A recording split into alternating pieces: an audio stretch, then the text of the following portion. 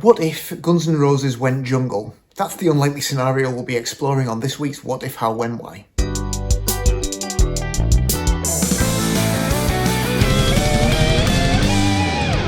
Hi, my name's Morgan Brown, and every Monday I upload a new What If video to my YouTube channel. The idea of these videos is that every week I pick a popular song and imagine an alternative universe in which some change of circumstances causes that song to come out completely different from the version that we know and love. I then take the original lead vocal of that song and record a new backing track to it using just GarageBand and whatever instruments I happen to have to hand in order to bring that alternative version of the song to life. The song I picked this week was Welcome to the Jungle by Guns N' Roses, and I tried to imagine that in a jungle music style. So if you haven't had a chance to listen to that yet, here's a little taster. Welcome to the jungle, we're taking day by day. If you want your gonna play fun, surprise prey, and you're a very sexy girl, very hard to please. You can taste the brightness, but you won't get there for free. Jungle, welcome to the jungle, feel my serpentine. I wanna hear you scream.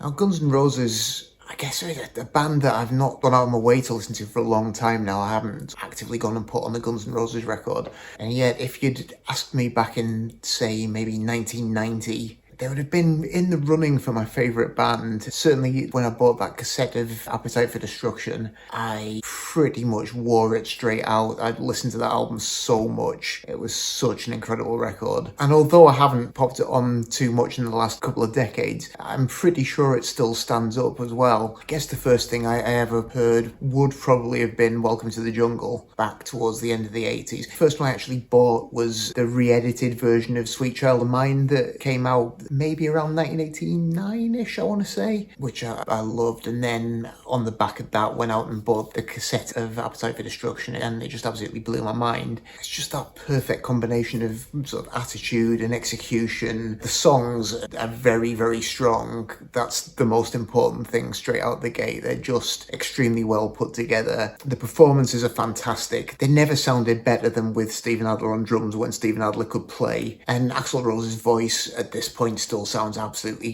fantastic too. Great range, these piercing high shrieks, but he's got that low voice as well. Completely unlike anyone else, even though you can see the influences there. It's got loads of obvious nods to rock and roll heritage. There's plenty of 70 Stones in there. There's a ton of Aerosmith, but there's also that kind of sleazy punky thing in there. There's, you know, hints of the Dead Boys, hints of the New York Dolls, a massive swathe of Hanoi Rocks, all kind of smashed together into this package that just feels so much more energetic and dangerous than most of what was going on certainly in mainstream rock at the time. I think they formed a couple of years prior to that. I think initially you couldn't necessarily see any particular reason why they would stand out above any of the hundreds of very similar Sunset Strip hair metal bands. And the first EP, Live Like a Suicide, ostensibly live, not actually live at all. I think it was just a demo that they dubbed audience noise on to make it sound live. It's fine, but there's nothing particularly about that that makes them stand out above your Faster Pussycats or your Poisons or whoever else was up and coming around the time. But whatever it was, for Appetite for Destruction, they just really hit their stride absolutely perfectly. It's that lightning in a bottle thing, and then they never really recaptured it as far as I can see. So much momentum coming out of that album, and then it's just a bit of a weird few years after that, because I guess the next thing that they followed up with, rather than making another proper album, you get GNR Lies, which is half just that first EP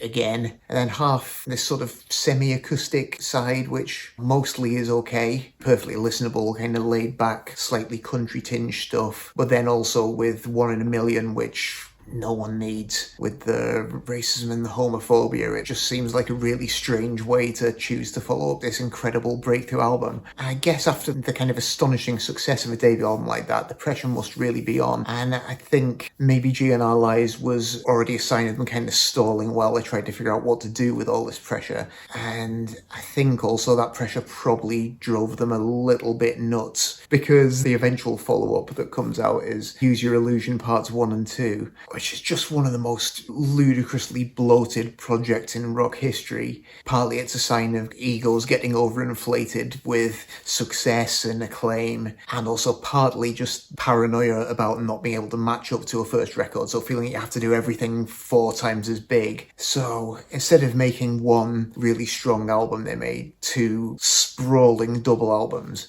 and it's just too much. I haven't listened to either for a very long time, but I just remember hearing them back in the day, and I know with famous double albums people always play the game of, oh, well, this would have been a more successful single album than people do it with the White Album and they do it with London Calling and what have you. But with Use Your Illusion, between those 4 LPs, there really is like one really good hard rock album in there. But instead of that, you get overblown power ballads. Axl had apparently become fascinated with orchestral synth arrangements, so the band would come in and cut tracks, and then they'd come back in the next day and discover that Axl had been in overnight layering keyboards all over everything. It's just too much. It really needed someone to step in, exercise some quality control, and just sort of start crossing things off the list, saying no to them. But they were massive, they were the biggest band in the world, and they had all this money to do whatever they wanted, and just no one stopped them, so it just got totally out of hand.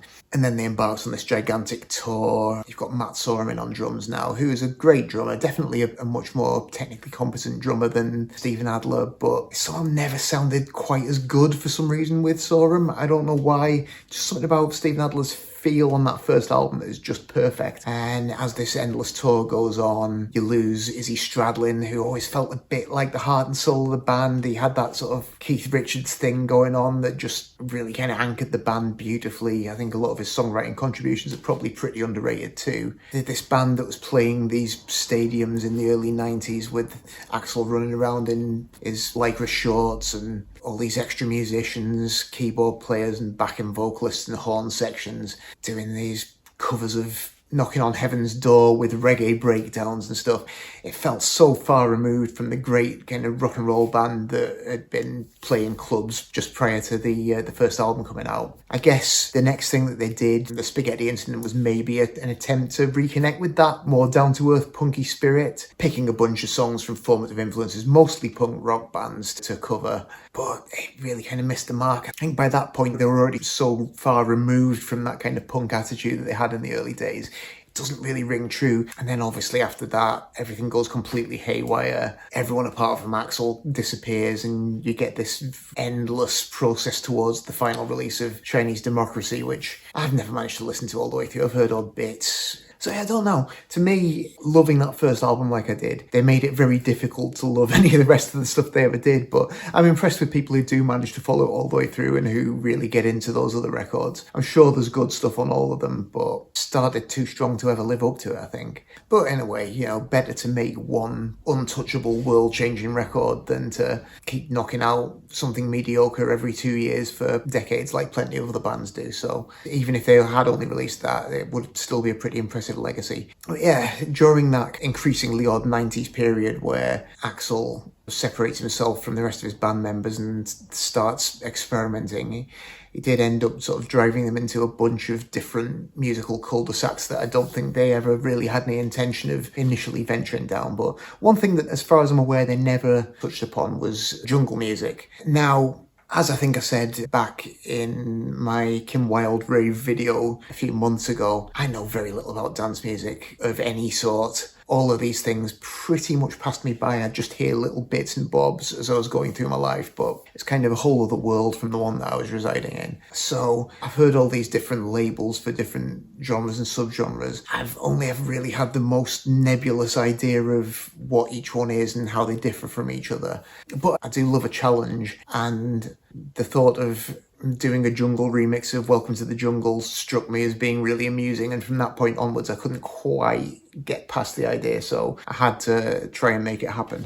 So I tried to figure out what jungle music was and how you'd go about making it, which has proved to be a little bit difficult, mainly because, like a lot of genres, I think it's fairly nebulous in its definition. There's a bunch of different subgenres kicking around that all overlap a little bit, so definitely some of the stuff that I was hearing sounded like what I thought drum and bass was, because I think there's quite a lot of overlap there. Some of it just sounded like what I would think of as just rave music, but I guess rave music again covers a bunch of different subgenres, so I was kind of confused. But as far as I can gather, and if I've got this completely wrong, please feel free to tell me. I'm always up for trying to learn about stuff. As far as I can gather, the main things that would make jungle music would be the use of breakbeats as a sort of basis, so sampled drum breaks manipulated to create new rhythms, and then combined with heavy synth bass. I think there's a few different kind of signature sounds that you hear in that stuff, but I think there's quite a dub influence, so quite a lot of kind of really deep subby bass sounds. A lot of the stuff that I was hearing was pretty instrumentally sparse. Like some dance music you listen to, you have sort of quite a lot of really in-your-face synth riffs. A lot of the jungle stuff that I was hearing, the synths were more just filling out the low end with that kind of those bass sounds, and then otherwise they were just sort of pads, more sort of shifting background textures rather than really in-your-face sort of harsh synth sounds like you hear in some other music. And then the only other sort of massive characteristic that rang out was the use of samples, particularly quite a lot of things were using motifs from dancehall reggae tracks. There's a big reggae influence there, so recurring little phrases from dancehall tracks over this kind of fairly frantic breakbeat rhythm with this subby bass.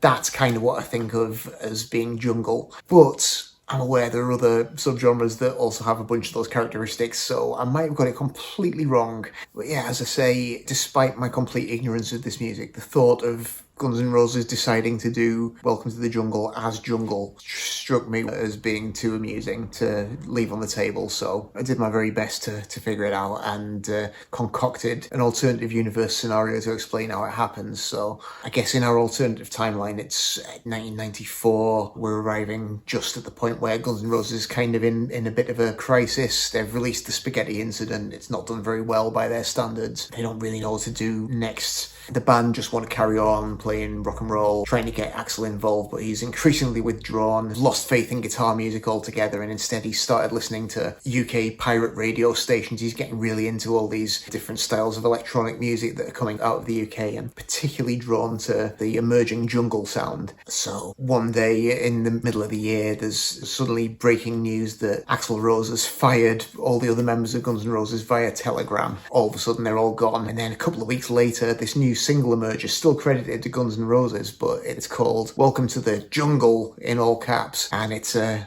radical remix of their 1987 hit with all the guitars and drums and bass guitar removed, and instead it's based around breakbeats and samples, and completely baffles the fans and critics alike. Doesn't go down very well at all, but Axl's undaunted. He's completely convinced that this new direction is the way to go, so announces a new Guns N' Roses tour, but it turns out that the new lineup of Guns N' Roses is just him, a guy with turntables, and then a second vocalist who just adds dancehall style toasting over the top. Unfortunately, the tour is bogged down by poor ticket sales and hostile crowds wherever they do actually play, and it goes so poorly that Axl retreats from the public view for 2 entire decades before finally giving in and reuniting with his former bandmates to bring the classic Guns N' Roses lineup back for a reunion tour. So, in attempting to turn Welcome to the Jungle into a jungle track, as ever, my first step is just getting the isolated vocal into GarageBand and getting it synced up to the grid. I wanted that really high BPM rush that you get with those kind of classic 90s jungle records, so sped things up quite a lot, so it's really kind of driving ahead tempo wise. Then we needed some rhythm. As I say, my understanding is that jungle music is generally based on these breakbeats, samples from classic records, kind of cut up and reassembled. So I guess traditionally you'd probably do that from old jazz or funk records, but I had a couple of things in mind that I wanted to use from like 60s rock records. So there's one snippet from Wicked Arabella by the Kinks and one from Rolling Over by the Small Faces that I've taken, chopped them up and reassembled them into new rhythms, and then just looped those in different sections. I also also took just a single snare hit and a single kick drum from the Kinks sample as well, so I could use those to emphasize different bits and to add fills where I needed them. So I've also got one drum machine track in there that props up as well, just so we've got another element to play with. So there's different combinations of drum machine and different bits of loops. There's also one other track which I think it's already a sample, and then I've sampled the sample from a Wu-Tang Clan song. It almost just sounds like a hi-hat. There's this kind of ticking, thin sounding rhythmic pattern that I just loop round in the background as well. Just adds another element of the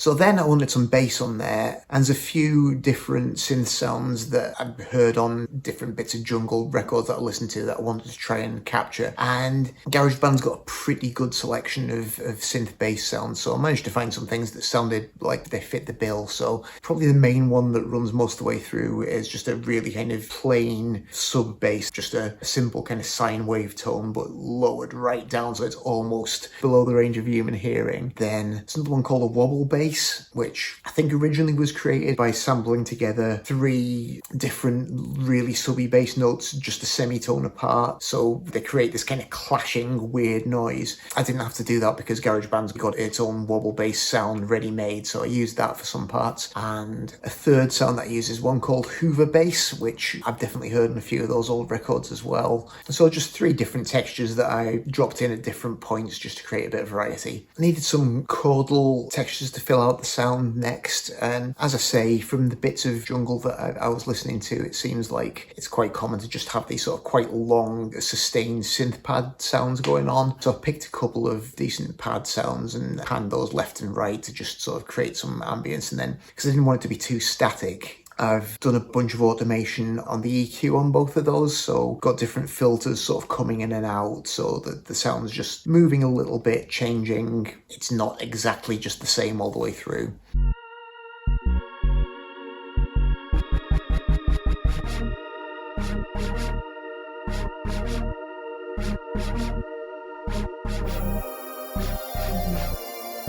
So then just to complete the picture, I figured I needed to just add some more samples to create some more sonic variety, add some punctuation marks at various points, etc. I tried to use samples just from my personal music library. It would be dead easy to just go on the internet and find generic jungle samples to drop in, but I didn't really want to do that. I thought I'd try and challenge myself to use things that just came straight from my CD collection. So there's a few bits. And first off, I sampled a couple of bits from the actual original track. So we've got Slash's guitar intro. I just sampled the first phrase of that and played it really high up, so it's almost unrecognisable. It's just this really rapid little, very high-pitched sound, and I used that as a bit of a hook at various points. I also sampled Axl's "You're in the Jungle, Baby" bit, and that crops up in a couple of places too. I was trying to think of other jungle-related samples, and it amused me the thought of using the "Meanwhile, back in the jungle" line from the old doo-wop song "Stranded in the Jungle." I think it was maybe the Jayhawks, possibly, I read, who did that originally, but the version I've got is the Cadets, so sampled that as well and dropped that in a few places too. And then, as I say, one of the hallmarks that I noticed from a few of the jungle things I listened to was the use of sort of samples from kind of dancehall reggae things. I don't own a single dancehall reggae record, so I was a bit stumped and thought I might have to just cheat and go on the internet and find things. But then I remembered that I've got a couple of Wu-Tang Clan records that Junior Reid guests on. So while I was sampling the little drum pattern that I mentioned earlier, I also nabbed a little bit of Junior Reid singing the word blood, which I thought kind of went nicely with the "I want to watch you bleed" line in the original song. So we've got Junior Reid popping up there as well for a little bit more jungle authenticity.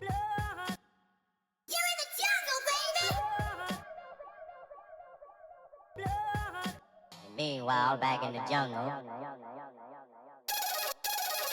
And then just as a final touch, the one other thing that I'd noted happening in a few bits and bobs that I listened to was the use of time stretching, which I guess must have been a really new thing in the mid-90s when this stuff first started emerging. It's the kind of thing that would have sounded like a mistake, but was used as a deliberate effect by jungle producers. So you overstretch a sample, you get this kind of digital distortion affecting it. So I used that right on the very last line of the vocal, just stretching out the vocal so it it has this sort of digital breakup, which I thought sounded pretty cool. And then for the video, as ever, just started out by finding some footage of the band performing the song way back in the day. Ended up just using the classic Ritz concert, which I remember seeing when I was a kid, and it blew my mind. It's just the best footage of them doing the song from that original era, so use that. And then scoured the internet for cool footage from Jungle Club nights back in the 90s, and there's a bunch of it kicking around, which is really good. So it's got people dancing, got light shows, we've got DJs in there as well, just to create that ambience of that time and that scene. And then as another little touch, I also thought it'd be quite amusing to have someone popping up to mouth along with the Meanwhile Back in the Jungle sample. I don't believe there's any footage of the Cadets performing Stranded in the Jungle in existence, but there is footage of the New York Dolls doing their cover of it. So we've got David Johansen just popping up occasionally to mouth along with that sample too. So I hope you enjoyed this one. I'm not super confident that I managed to make anything that sounded remotely like jungle music. I mean, I think if it was a real jungle track, obviously it wouldn't have the full song like that anyway. You'd have just used sections of it or isolated lines or whatever, but I wanted to keep the song intact, so tried to keep that structure there but make the surroundings a bit more jungle. I don't know if it worked or not, but it greatly amused me attempting to do it. And I always really enjoyed trying to learn about new kinds of music, even if they're completely outside my wheelhouse, so I really gave it my best shot. But yeah, if you did enjoy it, let me know down in the comments, and if you could like, subscribe, share, any of that stuff, that's always awesome. I really appreciate your support. If there's anything you'd like me to try in coming weeks and months, any songs or artists or genres you'd like me to investigate, I always appreciate your suggestions. But otherwise, that's all from me for this week, so thanks very much indeed for watching, and I will hope to see you next time.